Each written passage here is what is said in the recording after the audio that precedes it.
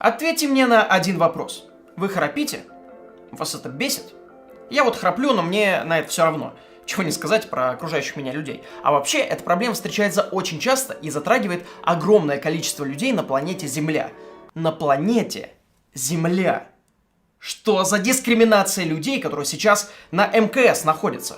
А хотя нет, все верно, видите, в космосе храп невозможен. Когда вы спите, притяжение тоже работает, кстати. Ваш язык расслабляется, создается преграда дыхательных путей, из-за заблокированных путей начинается вибрация, как будто флаг развивается на ветру. И это и есть храп. А если и гравитации нет, то и храпа точка нет.